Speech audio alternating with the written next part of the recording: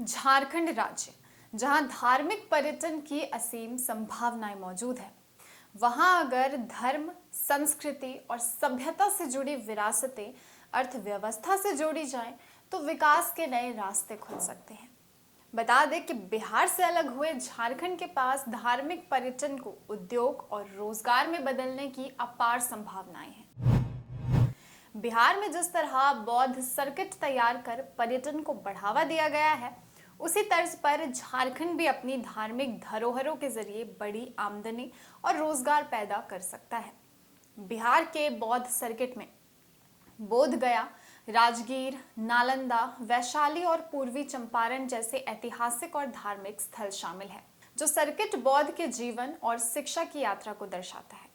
अब अगर हम सिर्फ झारखंड के संताल परगना प्रमंडल की बात करें, तो देवघर, दुमका, पाकुड़, साहिबगंज, गोड्डा और जामताड़ा जैसे जिलों में धार्मिक पर्यटन को विकसित करने की अपार संभावनाएं हैं।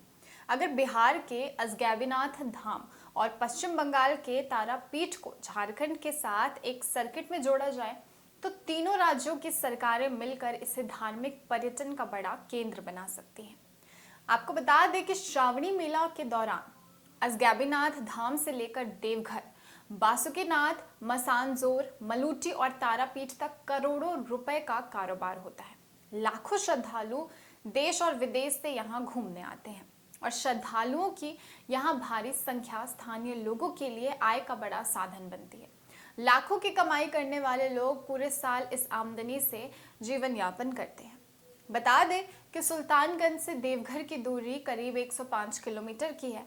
देवघर से बासुकीनाथ धाम की दूरी 40 किलोमीटर और बासुकीनाथ धाम से तारापीठ 105 किलोमीटर की दूरी पर है।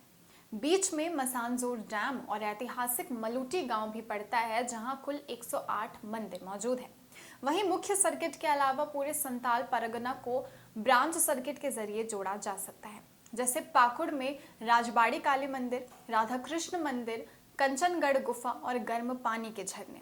साथ ही साहिबगंज में शिवगादी मंदिर, सिद्धो कान्हू के जन्मस्थली, भोगनाडी, राजमहल की पहाड़ियां और उधवा पक्षी सेंचुरी जैसे धार्मिक, ऐतिहासिक और प्राकृतिक स्थल मौजूद हैं। और गोड्डा में योगिनी स्थान, सिंहेश्वर नाथ धाम और कई मंदिर हैं। और जामताड़ा की बात करें तो वहाँ कर्माटांड से प्रसिद्ध समाज सुधारक ईश्वरचंद विद्यासागर का नाम जुड़ा हुआ है। और देवघर में तपोवन, 52 विघा, त्रिकुट पर्वत, नौलखा मंदिर और मधुपुर का पथरौल काली मंदिर जैसे धार्मिक स्थल और ऐतिहासिक पर्यटन का अद्भुत संगम है।